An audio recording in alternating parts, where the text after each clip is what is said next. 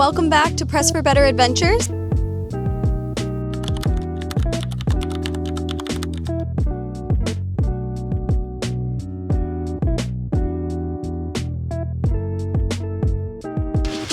I'm gonna weigh out 32 grams of coffee to use for the AeroPress XL. I usually do 16 for my normal AeroPress. So I'm gonna just double it for this. And then when we do the AeroPress, I usually go a little bit finer than I would for just any standard like brew method.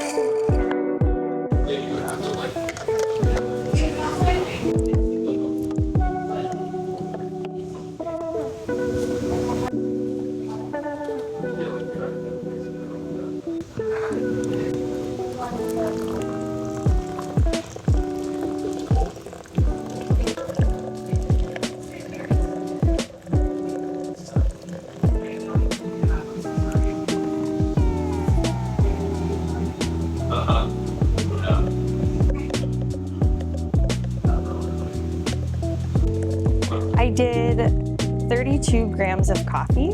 Then I'm pouring my water all the way up to 420 grams. But at 130, I stopped to just give it a little stir, to just kind of give that coffee a little bit of bloom before letting it do its AeroPress magic.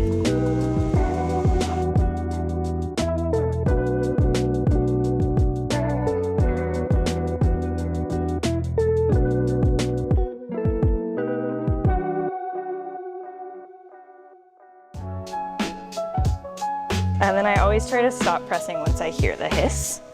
So then ideally I try to finish the pressing by 3 minutes, so it's a total of a 45-second press, and then there you go, there's your coffee.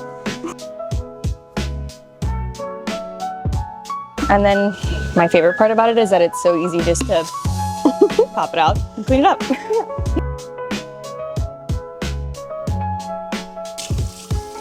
And then let it dry and it's ready to go in.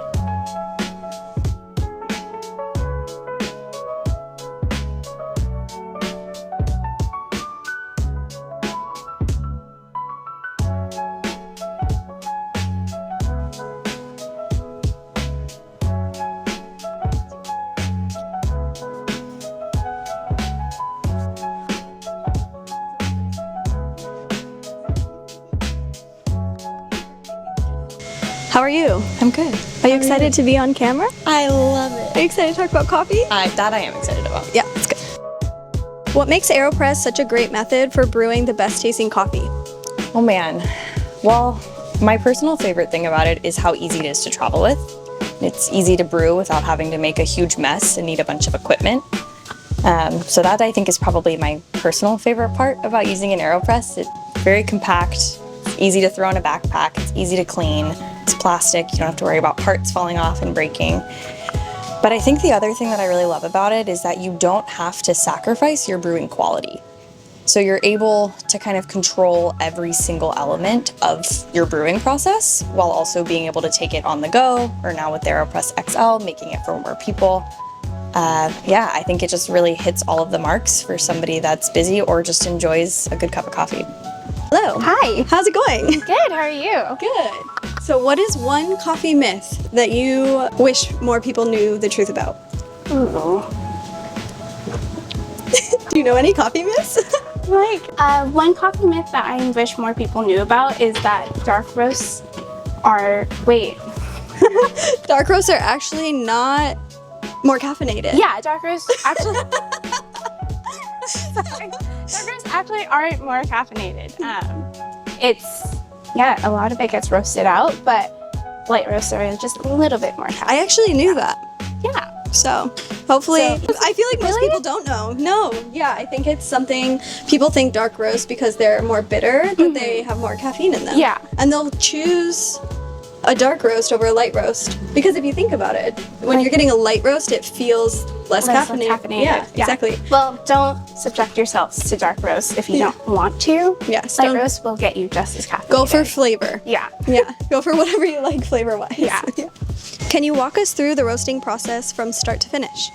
Starting at roastery doors, we receive green coffee in these huge pallets. And so we get a bag of green coffee, we put it on a cart, and then we cut that into a hopper that loads the green coffee up to another hopper, just because coffee is so heavy, or the bags are so heavy, to be loaded into the machine. And then when we start a roast, the green coffee that's been lifted in the machine gets dropped in at a certain temperature when the drum is really hot, so that then the coffee starts getting roasted and goes around, so you'll see a lot of the image of like the beans little roasting and jumping and swirling. So that's really fun. And then after that, after the roast is all finished, it gets opened, dropped into a cooling tray so that the beans can cool and not continue roasting after we've decided it's been done.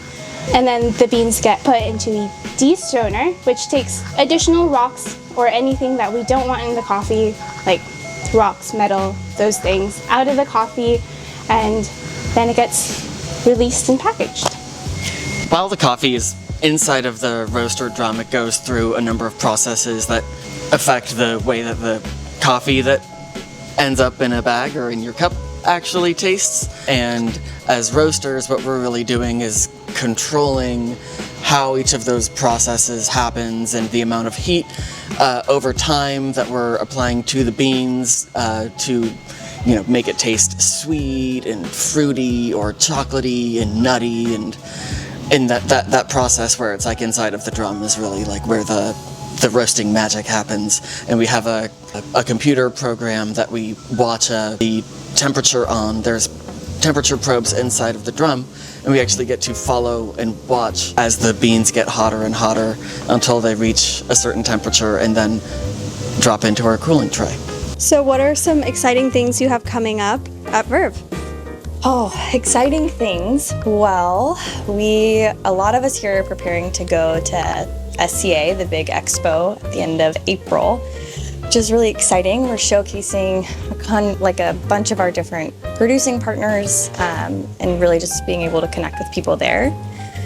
But we also have a bunch of really exciting coffee coming through, so that's something that I'm personally really excited about. It can sometimes take a while from kind of that point of we're cupping the coffee, we're tasting the coffee, we want to buy the coffee, and then it takes a really long time to get here and get on the menu and be ready for customers. So the next upcoming months, we have some pretty special coffees that I'm really excited to share out with everybody. Also, this time of year is really busy, which is always exciting in a good way, but coffee's being harvested in most parts of the world right now, or wrapping up.